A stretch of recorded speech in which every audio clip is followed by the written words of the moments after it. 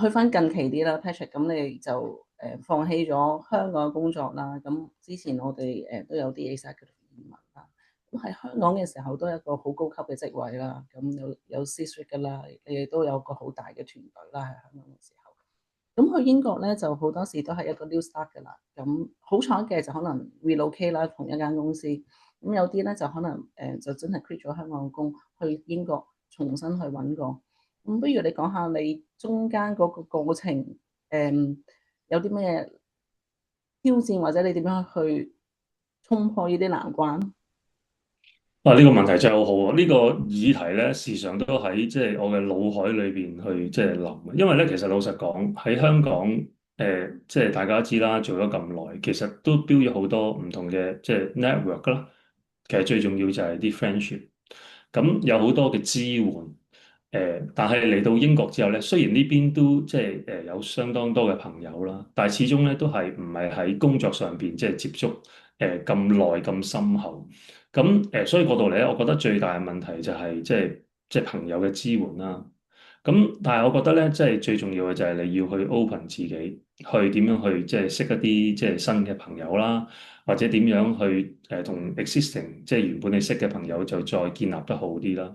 咁呢樣嘢咧真係要即係 put effort 嘅。即係如果你時常都即係用個心態就唉死啦，好唔開心啊，嚟到之後又揾唔到以前咁好嘅工啦，又揾唔到即係咁高嘅人工啦，咁就即係冇辦法㗎，冇人幫到你，一定要即係去你自己嘅心態要去即係夠正面先。咁我又好好彩啦，過到嚟即係識到啲唔同嘅朋友啦。即係除咗本身即係喺香港識嘅朋友之外，過到嚟都識咗好多唔同嘅朋友。咁就係因為即係識咗咁多朋友咧，咁就開始同一啲朋友去傾開，會唔會諗下點樣去即係 develop 我哋嘅 career 啊？咁識下識下咧，就識到一啲朋友咧係做關於即係 property 嘅 development。咁喺當中即係可能大家即係傾得多啲啦。又 share 多啲意見之後咧，咁就大家就 partner 去做即係一啲 property 嘅即係 investment 啦。咁喺香港咧，其實就即係好簡單嘅，就係做 property investment。其實咧，通常咧都係即係買一個 flat 啦，然之後就等佢自己升啦，有 capital growth 啦。咁之後咧過幾年就放，咁就不斷即係呢個 cycle，就相對好容易嘅喺香港即係做呢啲 investment。但喺英國咧，其實就完全唔同嘅。如果你用香港嘅 concept 喺英國咧，就即係唔係好 work 嘅。咩意思咧？就係如果你就係買一個 apartment，諗住去升值，諗住去放租，其實喺呢邊唔係咁樣嘅。因為呢邊始終咧，佢嘅即係升幅咧係唔會好似香港去咁多。譬如一年10%、20%，呢度可能好 steady 嘅，一年一兩個 percent、兩三個 percent，升又係咁，跌又係咁。咁所以個 strategy 會好唔同。咁可以喺之後即係有機會就再分享多啲啦。咁但係即係我想講嘅重點就係即係我諗佢當你開放自己嘅時候，你認識多啲朋友，咁你喺呢個過程當中，即係可以一齊去即係諗下你嘅 career 或者傾下你嘅 career 嘅 development 啦。當中咧其實咧你亦都可以 build up 到啲 friendship，而令到咧可以互相大家支持，互相大家幫忙。咁呢樣嘢我覺得係即係我嚟到之後即係最開心嘅地方啦。咁挑戰，好似頭先咁講，即係除咗朋友之外，我覺得即係去融入呢度嘅文化咧，都係一個好大嘅挑戰。因為始終呢度即係啲英國人同香港人嘅文化係好非常之大嘅唔同。誒、要去認識佢多啲咯。譬如我鄰居為例，80幾歲嘅伯伯，佢教咗我好多唔同嘅嘢。咁佢點解肯教我就係因為互相幫忙咯。有時佢即係有好多唔同嘅嘢整唔到，因為佢年紀都可以大啦，咁我又幫佢整，咁佢又會教下我啲嘢，咁又互相即係問候下，送下禮物。咁喺個過程當中，亦都學到好多嘢，亦都即係明白到佢哋嘅諗法多啲。有時我哋可能覺得佢嘅諗法就係點解咁無聊，點解咁即係咁守舊咧？咁但係咧，佢哋真係有佢哋嘅原因嘅。咁我有機會亦都即係分享多啲俾大家聽咯。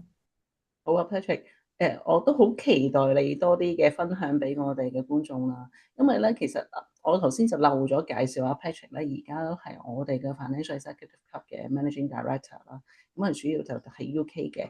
咁其實我哋喺歐洲嚟緊咧，就會有一個全新嘅 channel 啦。咁嚟緊咧都會講多啲歐洲方面嘅資訊，譬如頭先阿 Patrick 提過嘅 property 啦，或者一啲新嘅生活上嘅嘢，譬如喺歐洲同埋香港我哋一般喺香港嘅時候，就覺得有啲嘢係習以為常嘅，水喉壞咗，我咪 call 師傅上嚟咯，好快上到嚟嘅啫。因為屋企附近總有一間水電嘅師傅嘅，係咪？佢哋可以好快上到嚟，你 emergency 佢可以 call 佢。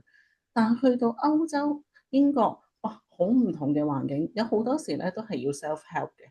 咁我成日都話啦，移民咧其實係一個 reset 嚟嘅。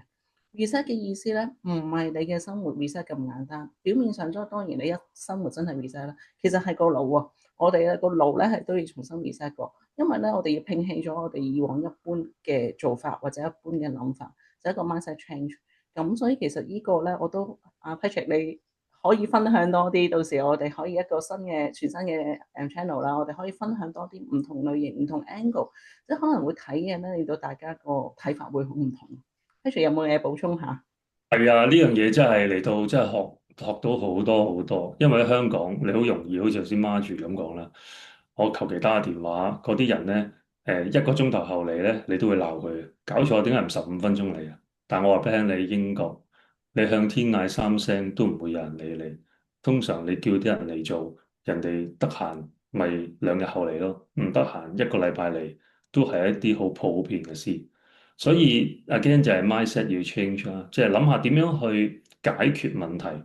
通渠你問我，哇！我以前從來冇想象過我要通渠，究竟係咩嚟㗎？啲電掣即係要換燈掣或者要換燈，使乜我做啊？揾任何一個人做都得啦，打電話15分鐘就上嚟啦。喺即係以前喺香港，但係呢度點樣去即係去學點樣去即係做啲嘢要安全喎？如果唔係會俾人電死喎。通渠嘅話，爆咗渠咧，你成身都係嚇，即係嗰啲好乾淨嘅嘢，你大家會明白啦。咁呢啲位就係即係大家係點樣去即係 open 你個 mind 去學咯。咁所以呢啲係啊，之後可以即係有機會同大家分享多啲啦。即係做呢啲嘢其實老實講唔係好難嘅，而當中我透過學呢啲咧，其實亦都可以即係動到你個腦筋，點樣可以做呢件事做到好有效率咧？我舉一個非常之簡單嘅例子，大家當然喺香港，即係好多時都出街食飯啦，咁咧就唔喺屋企食啦。但係喺外國或者喺英國，甚至喺歐洲啦，其實好多時你都喺屋企煮。咁咧煮飯呢個項目咧就唔係我負責嘅，就係我太太負責嘅。但係洗碗呢個項目咧就係我負責喎。洗碗其實咧原來都係好有學問嘅，因為咧如果你洗得唔啱嘅咧，喺英國嘅渠咧係非常之容易塞，原因就係呢個溫差大。咁點可以令到呢件事可以做得有效率啦，同埋唔會咁容易塞咧？呢個我係可以遲啲又可以分享俾大家聽。係，我哋賣個關子先，唔好講住。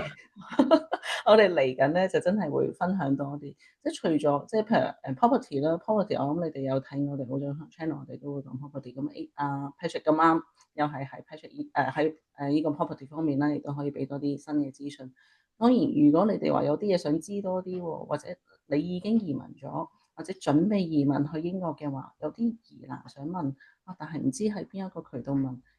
都可以喺我哋呢度問嘅，咁喺下邊留言嗰度咧，你可以寫低你究竟想知啲乜嘢，問下 Patrick。你去到英國，你甚至乎揾 job market 揾工難唔難啊？頭先 Patrick 有提過，嚟到英國之後都有做過幾間公司，係咪？咁都可以問下嘅，咁我哋都可以同大家分享。咁最緊要一樣嘢，subscribe 我哋呢個新嘅歐洲 channel 啦，跟住 follow 我哋 follow 我 Patrick 嘅 IG 啦，咁大家就可以有最新嘅資訊啦。咁今日我哋講到咁多先啦，好唔好啊，Patrick？好啊，多謝大家，大家記得 多謝大 like、家，share，thank 講得 you。好。OK，拜拜。